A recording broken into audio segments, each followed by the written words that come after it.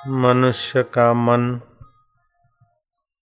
रस चाहता है।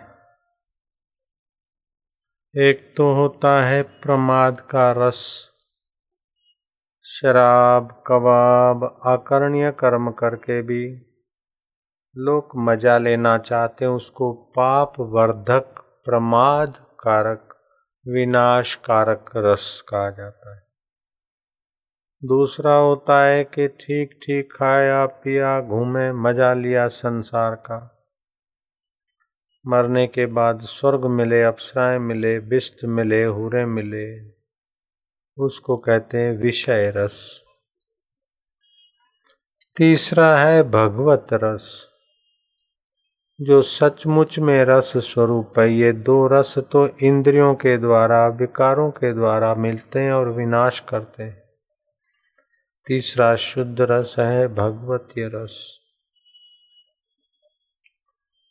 उस भगवतीय रस को पाने के लिए भगवान कृष्ण कहते हैं, आपके मन को आत्मा के प्रसाद से संपन्न कर लो।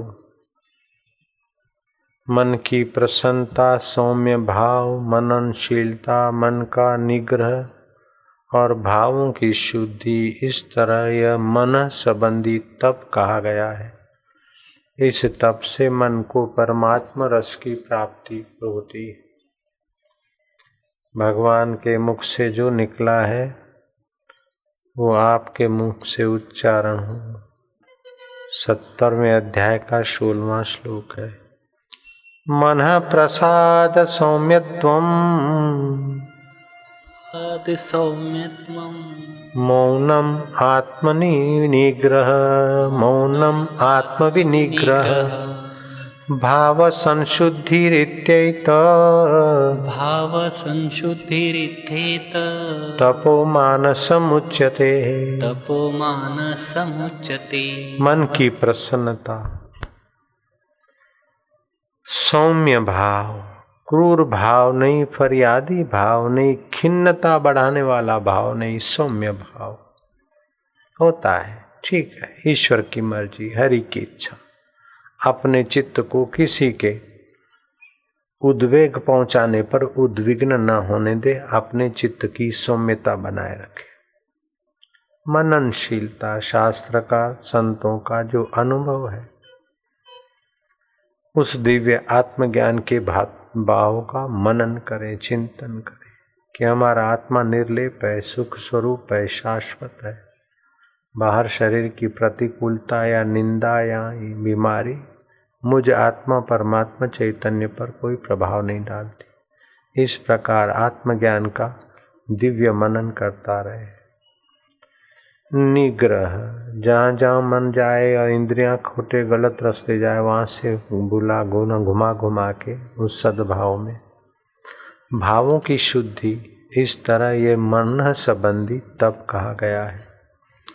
मन का प्रसाद अर्थात अंतरात्मा की अंतर संतोष, अंदर की प्रसन्नता, खुशी। खुशी में और प्रसन्नता में फर्क है। खुशी तो प्राप्त वस्तुओं से होती है और प्रसन्नता अपनी स्वाभाविक होती। खुशी के पीछे तो गम छुपा है, प्रसन्नता के पीछे पूर्णता छुपी है। खुशी में और गम में, खुशी में और प्रसन्नता में फर्क है। सौम्यत्वम अर्थात सीधा सादा बर्ताव, कुटिलता नहीं, अति चालाकी नहीं, हृदय सहज स्वभाव, जैसा जाना ऐसा कह दिया, जैसा समझा सोचा माना ऐसा सुना दिया। सौम्यत्वम, सीधा सादा सरल। मन की स्थिरता, मन को इतना चंचल न करने दो कि आपके कहने में ही ना रहे। जब जहाँ चाहो मन को लगाने का उतना बल आप में होना चाहिए। चित्त की प्रसन्नता से हृदय भगवत रस से संपन्न होने लगता है। चित्त की प्रसन्नता के 5 मुख्य कारण हैं।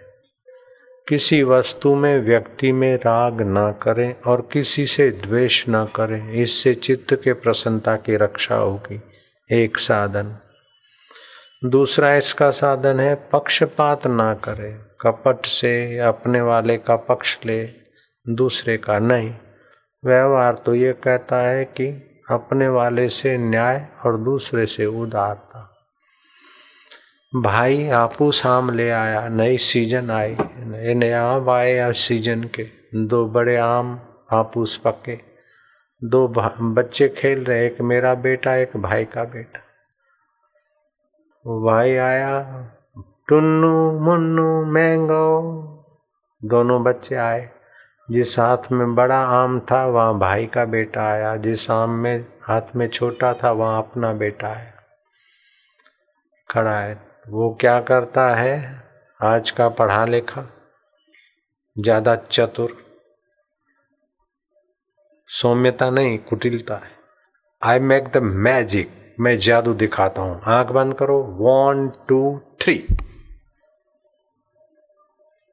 जहां अपना बेटा था वहां बड़ा आम रख दिया और जहां भाई का बेटा था वहां छोटा आम पकड़ा दिया।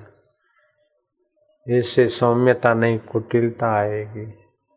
होना तो ये चाहिए कि अपना बेटा अगर बड़े आम के तरफ है तो वो बेटा भाई के बेटे को दे बड़ा आम, लेकिन ये कुदरती भाई के बेटे के तरफ आम है तो दे देता। भाई झरोखे से देख रहा था, वो आया, बोले भाई साहब आप बड़े भैया तो हैं, माफ़ करना, अब हम अलग हो जाएं तो ठीक रहेगा। बोले क्यों क्यों क्यों, what is matter, what is the problem? बोले वेरी बिग प्रॉब्लम। तुम अभी से ऐसी मैजिक करते हो तो अगर कल मेरा एक्सीडेंट हो जाए, कुछ इधर उधर हो जाए, तो तुम तो मैजिक करके मेरे बेटों को फुटपाथ पे कर दोगे। ये इस प्रकार का बेईमानी का व्यवहार कुटुंब को संयुक्त नहीं रख सकता है, चित्त में सौम्यता नहीं ला सकता है। तो आपके द्वारा आपका मन अगर ऐसी कहीं बेईमानी करता हो तो सावधान रहना। पड़ोसी के बेटे को मिठाई दी जाती है, प्यार किया जाता है, लेकिन थप्पड़ तो अपने ही बेटे को मारी जाती। तो अपने वाले को ये समझाना चाहिए, उसको लगे कि चलो हम अपने हैं, वो जरा मेहमान है, वो दूर का है, उसको बुरा नहीं लगे, इसलिए पिताजी ने जरा नमता दी, अच्छा है। इससे आपके हृदय में पक्षपात नहीं होगा। विनोबा भावे की माँ रखुनाई भावे, वो बोलती थी कि बेटा सब में भगवान है, सब ईश्वर रूप है।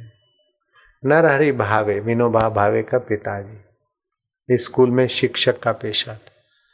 कुछ न कुछ कमाई का हिस्सा सत्कर्म करना चाहिए, तो और क्या है, कोई संत महात्मा का तो आश्रम है नहीं। किसी गरीब अनाथ विद्यार्थी को अपने घर में ले आते, उसको खिलाते, पढ़ाते। अपना बेटा और एक अनाथ गरीब का बेटा साथ में पढ़ रहे हैं। होता क्या है कि रोटी कभी बच जाती है तो बासी रोटी रखुनाई खाती है, विनोबा को खिलाती और वो उस विद्यार्थी के लिए ताजी बनाती। चावल बच जाते हैं तो खुद खाती है, अपने बेटे को खिलाती है, उस अनाथ अतिथि के लिए बासी चावल नहीं,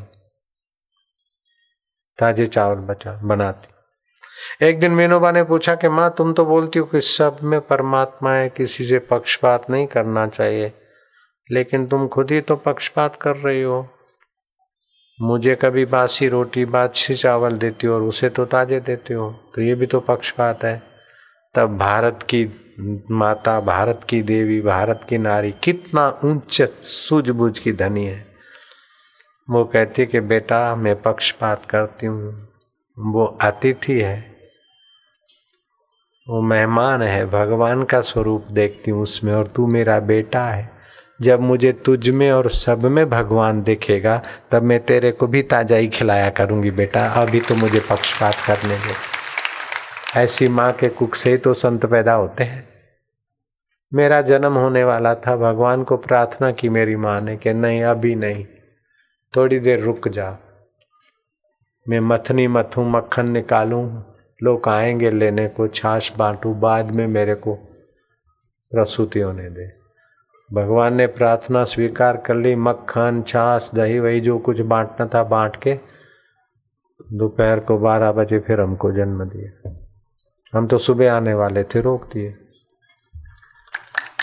ये माँ के कहने से हमको पता चला, और हम आने वाले थे उसके पहले एक सौदागर झूला दे गया। पिताजी बोलते हम भाई हमको नहीं चाहिए, हमें भगवान ने बहुत दिया तुमको। बोले नहीं, हमको रात को सपने में आया था तुम्हारे घर कोई आने वाला है, ये भगवान ने प्रेरणा की। लो, पहले उसने झूला भेजा, बाद में हमारा शरीर का जन्म हुआ है। इतना वो ख्याल करता है, फिर आप पक्षपात काहे को करो भाई, बेईमानी क्यों करो? आप सीधे सच्चाई से, मन प्रसाद से रहते हो तो कदम कदम पे वो सृष्टि करता सर्वव्यापक सर्वेश्वर है, सबका अंतरात्मा बनकर बैठा है। बड़ा ध्यान रखते हैं वे, बड़े समर्थ हैं। तो आपके मन को असली रस और असली सामर्थ्य और शांति के लिए 5 बातें हैं। एक तो राग द्वेष प्रेरित व्यवहार नहीं करना, दूसरा पक्षपात न करना, तीसरा अपने स्वभाव में दया, क्षमा और उदारता का भाव रखना। ये क्या, ऐसा कैसा, वैसा कैसा, उसने ऐसा कैसे कर दिया, इस प्रकार अपना चिड़चिड़िया स्वभाव मत बनाओ।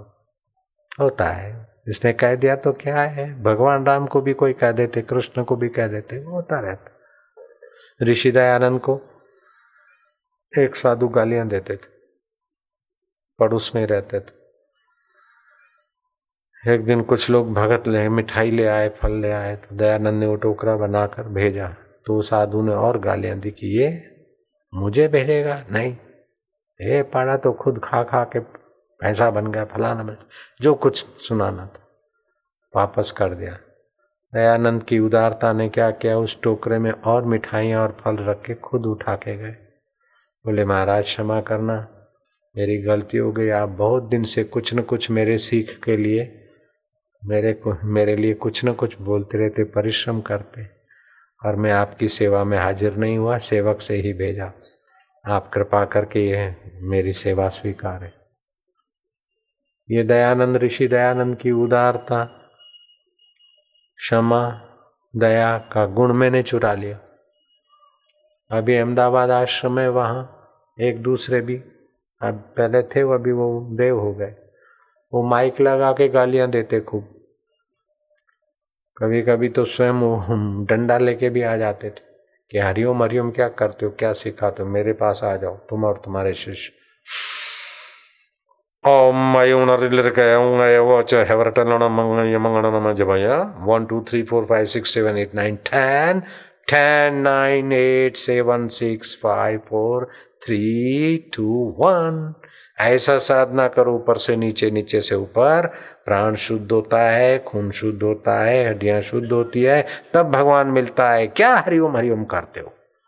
खूब दम मारते थे, फिर दम मारते मारते माइक में भी सुनाते थे। कभी कभी रात को नींद नहीं आती, ज्यादा दम मारते थे, फिर मेरे को संदेशा भेजते, तो मैं और मेरा एक सेवक जाते, उनके पैरों तले घी घिसते, सिर में मालिश करते, उनको नींद करा के आते।